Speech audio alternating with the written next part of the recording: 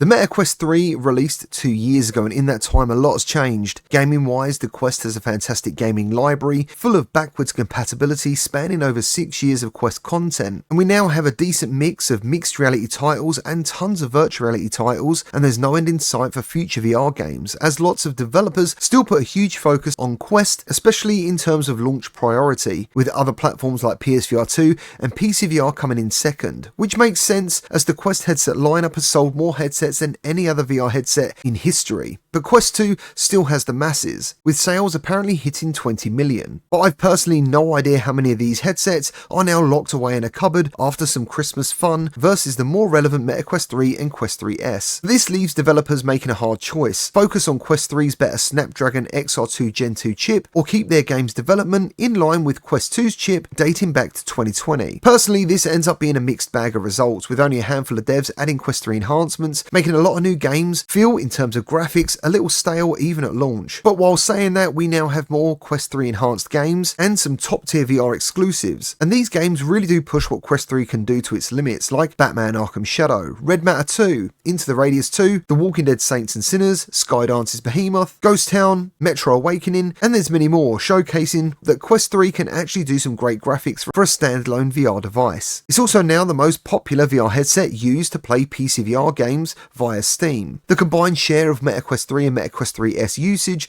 is now at 34%, exceeding the Quest 2, which is around 26%. The Quest 3's price, form factor, refresh rates, 2K resolution and pancake lenses, along with full colour pass-through for mixed reality, makes it a very versatile headset. And it's just so damn easy to play PCVR games wirelessly thanks to Virtual Desktop and Steam Link. Virtual Desktop is my favourite for wireless gaming quality, with lots of customization settings, but there's something great about Steam Link too, because within 1 or 2 clicks, you're quickly playing something cool in PCVR, completely free of any cables. Now personally, I use Steam Link to test VR games, and if I then decide to dive a little deeper, I then move over to MetaLink so the headset stays powered, or I use Virtual Desktop in combination with Bobo VR batteries, because both of these give you higher fidelity. In regards to media apps, the Quest now has so many to choose from, making watching content like YouTube and movies pretty amazing. And the real unsung hero of Quest 3 is the VR mod scene, because being an Android device makes it a modder's dream for people like Team Beef, who have brought us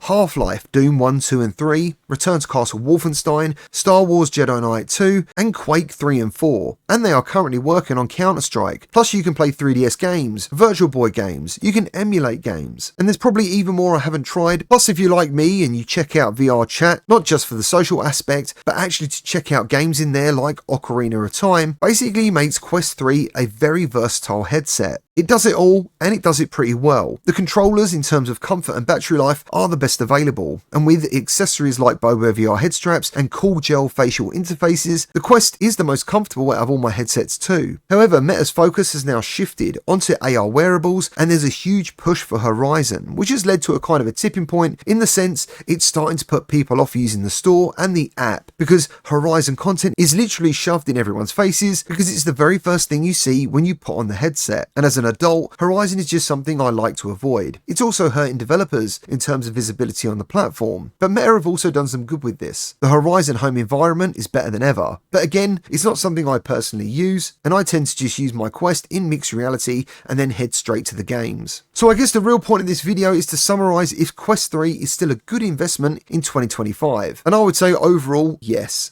If you take into account everything I've said and the price, it's clear users will easily get another year out of the Quest 3. And as I said, it's incredibly versatile, and it's the one I spend the majority of my time in. We now also know Quest 4 has been delayed to 2026, and if that is true, that potentially gives Quest 3 a 3-year lifespan. And in terms of hardware, that's actually great, because it's not really the hardware that's the problem, it's the lack of games that focus on Quest 3 only development due to the possible number of Quest 2 users still hanging around. But that is until Quest 4 actually happens. And that's when Meta may officially announce new games for Quest 2 are done, just like they did for the original Quest at the end of January back in 2023. They announced new features, bug fixes, and security will stop by August 2024. along with the removal of support from Metastore and new app updates, effectively killing the device. And not to be too negative, I actually can't wait for that to happen, because to start moving forward before we all get so bored of some very mediocre VR graphics, when the Quest 3 is clearly capable of so much more. Well, that's all I've got for you today. Thank you ever so much for watching. I look forward to hearing your thoughts down in the comments if you're a Meta Quest 3 owner, and if you think the headset is still something you would tell a friend, for example, to buy. Remember to like and subscribe, and I'll see you on the next one.